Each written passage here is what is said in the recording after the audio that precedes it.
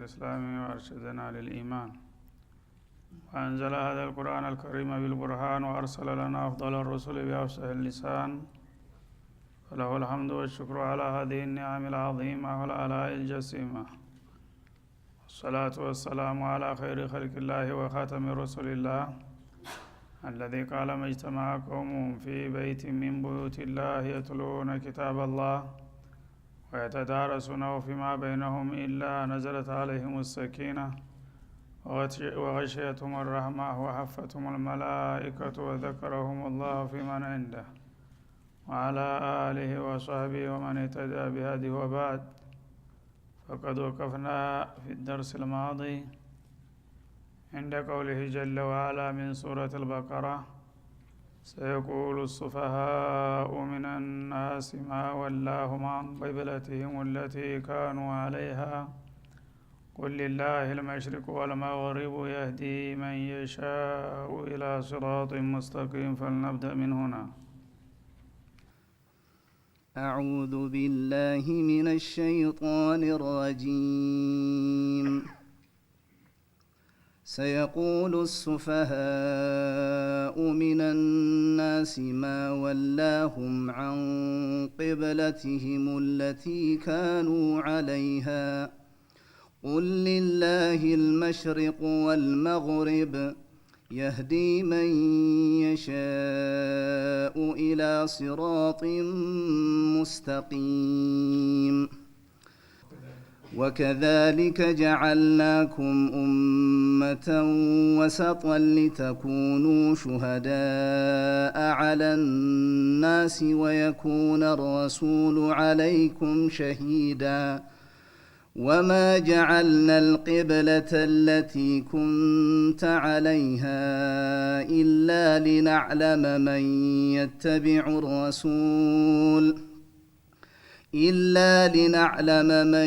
يتبع الرسول ممن ينقلب على عقبيه وإن كانت لكبيرة إلا على الذين هدى الله وما كان الله ليضيع إيمانكم إن الله بالناس لرءوف رحيم. قد نرى تقلب وجهك في السماء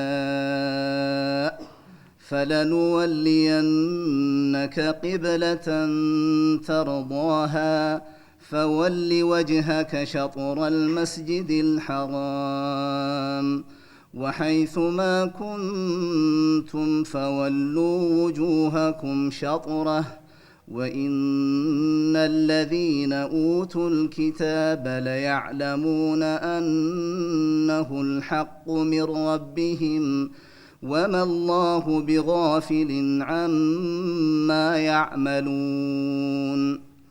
ولئن أتيت الذين أوتوا الكتاب بكل آية ما تبعوا قبلتك وما أنت بتابع قبلتهم وما بعضهم بتابع قبلة بعض ولئن اتبعت أهواءهم من بعد ما جاءك من العلم إنك إذا لمن الظالمين. الذين آتيناهم الكتاب يعرفونه كما يعرفون أبناءهم وإن فريقا منهم ليكتمون الحق وهم يعلمون. الحق من ربك فلا تكونن من الممترين. ولكل وجهة هو موليها فاستبقوا الخيرات أينما تكونوا يأت بكم الله جميعا إن الله على كل شيء قدير. ومن حيث خرجت فول وجهك شطر المسجد الحرام وإنه للحق من ربك وما الله بغافل عما تعملون ومن حيث خرجت فول وجهك شطر المسجد الحرام وحيث ما كنتم فولوا وجوهكم شطره لئلا يكون للناس عليكم حجة إلا الذين ظلموا منهم فلا تخشوهم واخشوني ولأتم نعمتي عليكم ولعلكم تهتدون كما أرسلنا فيكم رسولا منكم يتلو عليكم آياتنا ويزكيكم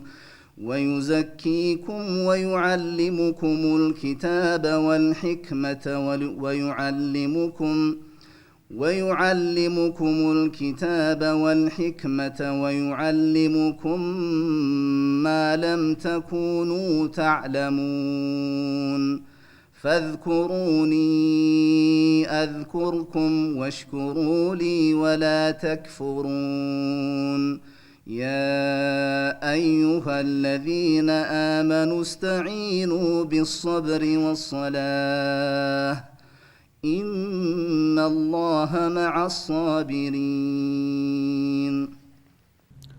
أعوذ بالله السميع العليم من الشيطان الرجيم. يقول الله سبحانه وتعالى استمرارا على ما جاء من قصص بني إسرائيل سيقول السفهاء من الناس ما ولاهم عن قبلتهم التي كانوا عليها እስራኤላውያን እንግዲህ እስላምን ገና ከመነሻው በተንኮል ዓይን ስላዩት በዕለት በዕለት የሚከሰቱ ነገሮች ሁሉ አይዋጡላቸውም።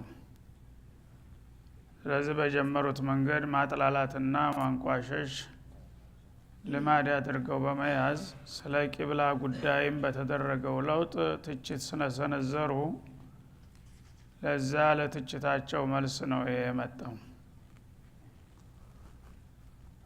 መጀመሪያ በራሳቸው ኪታብ የመጨረሻው ነብይ ወደ ሁለት ቂብላ የሚሰግር ነው የሚል ትንቢይ ነበር። ያን ያወቁ ይሄ ነገር ሲከሰት እንዲያውም የመከራከሪያ ነጥብ አገኘን ብለው ያብጠለጥሉት ጀመር። ያን አላህ ደግሞ ስውር ደባቸውን በማጋለጥ ይሄን ነገር እናንተ ታውቃላችሁ ከሁሉም በፊት ይሄ ስለተከሰተ ምን አዲስ ነገር ተፈጠረ በማለት እነሱ ብልጥ ሆን ከኛ በላይ ማንም አዋቂ ብለው የለም ብለው ሲኮፈሱ አላህ ግን በቂሉ ጎራ አሰለፋቸው ማለት ነው። ሰየቁሉ ሱፈሃ እነዚያ ቂል የሆኑት ወገኖች እንደሚሉ ነው አለ። ከማላታቸው በፊት ነው ደግሞ አበክሮ የተናገረው እንደሚሉ እነዚህ ቂሎች እንደሚሉ ነው። ሚነናስ ከሰዎች ማነን የሚሉት ቂሎችና ጅሎች ማወላሁም አን ቂብለቲሂም ለቲ ካኑ አለይሃ ቀደም ሲል በነበሩበት አቅጣጫ ይዘው ከመቀጠል ምን ቀለበሳቸው በማለት እናንተን እንደሚተቿችሁ ነውና ያኔ በሚፈጥሩት ጅምብር እንዳትደናገጡ ይሄን ወቁና ተጠንቀቁ ይላቸዋል ወዳጆቹ ማለት ነው። እንግዲህ መጀመሪያ ተውራት የመጨረሻው ነብይ ምን አይነት ባህሪ እንዳለው በስፋት ነው የገለጠው። ከነብዩ አልፎ እስከ ሷሃቦቹ አውሳፍም ተናግሯል ማለት ነው። እንደገና ተገለጣቸው ነገሮች ሁለት አይነት ቂብላ ይኖራቸዋል። ለተወሰነ ጊዜ በአንድ ቂብላ ላይ ይቆዩና እንደገና ወደ ሌላው ቂብላ ይለወጣሉ። ከዛ ደግሞ ወደ ነባሩ ቂብላ ተመልሰው በዛው ላይ ይጸድቃሉ ይል ነበረ ማለት ነው። ይሄን ያወቁ ይሄ ነገር በሳይከሰት ቢቀር ነበረ የሚያስነውረው ማለት ነው ወይም የሚያጠራጥረው የመጨረሻው ነብይ ወደ ሁለት ቂብላ ያሰግዳል ብለዋልና ተውራት አንተ ግን ይኸው ከጀመርክ ጀምረ በአንድ ቂብላ ነው ያለው ብለው ሊከራከሩት የሚገባው በዛ ቢቀጥል ነበር ማለት ነው ወደዛ ወደ ተባለው ወደ ሁለት ቂብላ ሲሰግድ ከተገኘ ግን ያው ተውራት ያለው ነገር ነው ብሎ መቀበል ነበር የሚጠበቅባቸው ይሄ እንግዲህ ሁል ጊዜ እነሱ ራሳቸውን ብቻ አዋቂ ሌላውን ምንም ማያቅ ማይም አድርገው ስለሚያው ማወላው ማንቂ ብለትህም التي كانوا عليها መጀመሪያ አካባቢ ላይ ያው እንደሚታወቀው ነብዩ ተወልደው ያደጉትና የጌታን መልእክት የተቀበሉት በመካ ከተማ ነው በመካ ከተማ 13 አመታት ያህል ያው በሪሳላ ላይ ቆይተዋል እዛ ያሉ ያው ካዕባ አጠገብ ስለሆኑ ችግር አልነበረባቸውም ሁለቱንም ቂብላ በጣም ራይ ተጠቀሙበት ነበር ካዕባ ፊት ለፊት ይቆማሉ በበሩ አካባቢ ያነ በይተል መቅዲስ ወደ ሰሜን ስለሆነ ፊት ለፊታቸው የካዕባ ግንብ አለ በገዛ ቀጥሎ አቅጣጫው ደግሞ በይተል መቅዲስ ነው ስለዚህ ሁለቱንም ቂብላ ይተጠቀሙ ነበር ማለት ነው ማንንም ሰው ደግሞ ትኩረቱን አልሳበም አያውቅም የዛ ጊዜ ስለዚህ ወደ መዲና ተሰደው በሚሄዱ ጊዜ ግን ተሁለት አንዱ መምረጥ ነበረባቸው ምክንያቱም መዲና ወደ ሰሜን ነው ካዕባ ወደ ጀኑብ ተቀረ ማለት ነው ወደዛ ሲሄዱ በይተል መቅዲስ ደግሞ ወደ ሰሜን ይቀጥላል መሃል ገቡ ማለት ነው አንዱ ቂብላ ወደ ጀርባ አንዱ ወደ ኋላ ሆነ ስለዚህ ሁለቱንም በአንድ ለመጠቀም አይቻልም ተቃራኒ ቦታ ላይ ስላሉ ማለት ነው ወይ ወደ ካዕባ መዞር አለባቸው ወይም ወደ በይተል መቅዲስ መዞር አለባቸው ያነ አላህ ለህክመቲማ ለሚያቀው ምስጥር ወደ በይተል መቅዲስ ስገዲ የሚለውን ትእዛዝ ሰጣቸው ልክ መዲና እንደሄዱ ማለት ነው ካዕባን ተወው ማለት ነው ለጊዜው ሁለቱም እንግዲህ ያው የተላላቅ ነብይ ቂብላ ናቸው በይተል መቅዲስ ሱካዕባ ያው ኢብራሂም ናቸው የመሰረቱት የኢብራሂም ቂብላ በመባል ይታወቃል በይተል መቅዲስን የገነቡት ያዕቁብ ናቸው እና ያ ደግሞ የበኒ እስራኤል ቂብላ ሆኖ ቆይቷል ለብዙ ጊዜ ብዙ ነብያት ተጠቅመውበታል ማለት ነው አሁን ግን አላህ Subhanahu Wa Ta'ala የመጨረሻውን ተልእኮ ዓለም አቀፍ ስለሆነ ሁለቱንም ቂብላ ያጣቀሰ መሆን አለበት የሚለውን ምስጥር ስለሚያቅ ነብዩን አለይሂ ሰላቱ ወሰለም በሁሉም ህዝቦች ላይ ተቀባይነት እንዲያገኙ ታልተቀበሉም ደግሞ እነሱ ራሳቸው ያው ልግመኞች መሆናቸው ሊያጋልጥና ሊያረጋግጥባቸው ወደ ሁለቱም ቂብላ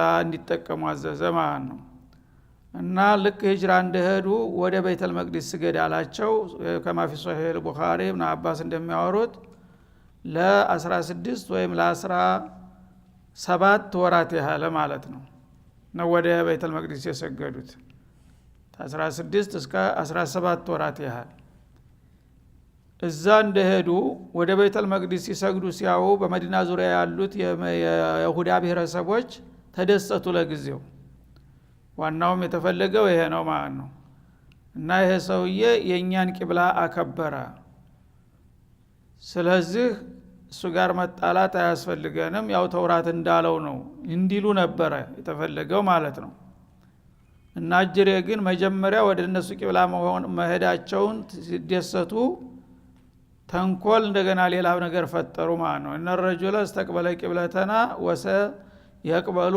ملتنا አሉ ማለት ነው ይሄው እሱ ወደዛ ሀገር ከመጣ ጀምሮ ወደኛ ቂብላ ነውና የሚሰግደው ያለው ትንሽ ቆይቶ ደግሞ አስቦበት በአንድ ፊቱ ወደኛ ሃይማኖት ይተቃለላል እያሉ ማስወራት ጀመሩ ማለት ነው ያኔ አላህ Subhanahu Wa Ta'ala ያ የተወሰነው ጊዜ ካሳለፉ በኋላ ወደ ነባሩ ቂብላ ወደ ካዕባ ተመለስ የሚል ትእዛዝ ሰጠ ማለት ነው ያኔ ወደዛ ሲመለሱባቸው አኮረፉ ማለት ነው ይሄ ሰውዬ ፖለቲከኛ ነው ኖርባይ ነው ማለት ጀመሩ ማለት ነው መጀመሪያ እንደመጣ እኛን ለማታለል ወደኛ ቂብላ ሰገደ ይቀበሉናል መስሎት ዝም ስንለው ግን ተስፋውን ቆረጠና እንደገና ወደ አባቱ ሀገር ተመለሰ እያሉ ማስወራት ጀመሩ ማለት ነው እና ሰይቁሉ ሱፋ ያኔ ሰፊህ አላቸው ሰፊህ ማለት ማላ ይመይዙ መንፈዓተው ሚን መضረቲሂ ሰውየው ቂል ከመሆኑ የተነሳ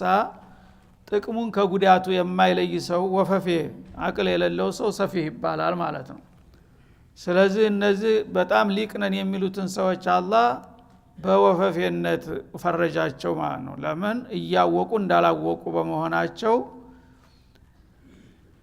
እነዚህ ቂሎች ይሄ ሰውዬ አላህ ያዘዘውን ነገር ስለሰራ እንዳውም ትክክለኛ የአላህ ነብይ ነው ብሎ መቀበልና ማስተባበር ሲጠበቅባቸው በተቃራኒው እውነቱን ስላደረገ ብቻ ተነጭራሹ እሱን እንደ ህገ ወጥ ለማድረግ ማወላሁ ማንቂብለቲሂም ለቲ ያሉ ያብጠለጥላሉ። ምንነካቸው እነዚህ ሱፋዎች አለ ማወለል ሙስሊሚና አንቂብለቲሂም ለቲ ካኑ አለይሃ ቀደም ሲል ለተወሰኑ ወራቶች ሲጠቀሙበት የቆየውን የኛን ቂብላ ማለታቸው ነው። እሱ ምን አጠፋና ለምንድነው ተተው እንደገና ወደ ካዕባ የተመለሱት እያሉ እንደሚያብጠለጥሉና እንደሚያጥላሏችሁ ነው። ያን በሚሉ ጊዜ እንዳትደናገጡ ይላቸዋል ማለት ነው።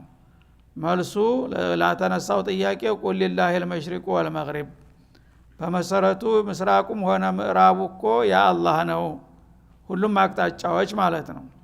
አቅጣጫ የተባሉን ሁሉ የፈጠራቸው አላህ ነው። ስለዚህ መጀመሪያም ካዕባም ሆነ ቤተል መቅዲስ ቂብላ የሆነው በጌታ ትእዛዝ ነው።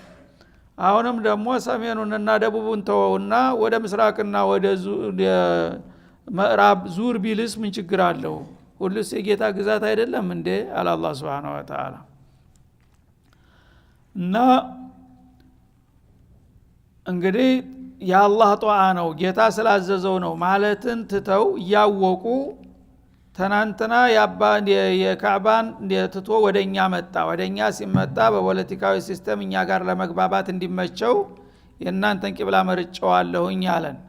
እኛ ግን ነቅተንበታልና ስላልተቀበልነው ተዛ ተስፋውን ቆረጠና ሰዎቹም አይቀበሉኝማ ከሆነ ወደ አባቴ ሀገር መመለስ ይሻለኛል ብሎ ይኸው እንደገና ወደ ነበረበት ወደ ለመደው ተመለሰ እያሉ ያጥላሏቸዋል። ይህም በሚሏቸው ጊዜ በቀላሉ ምስራቁም ምዕራቡም እኮ የአላህ ነው። በአጋጣሚ በደቡብና በሰሜን ያሉትን አቅጣጫዎች መረጣቸው እንጂ አላህ ቢፈልግም ሁለቱንም ትቶ ወደ ምስራቅ ወይም ወደ ምዕራብ ዙር ማለትም ይችላል። ሁሉም የሱ ሀገር ነውና ምን ችግር አለው? እኔ ባሪያዬን ወደ ያዘዝኩት አቅጣጫ እንዳውም እስከዛሬ የተለመዱትን ተዋቸውና ወይ ወደ ምስራቅ ወይ ወደ ምዕራብ ዙርም ማለት እችላለሁኝ።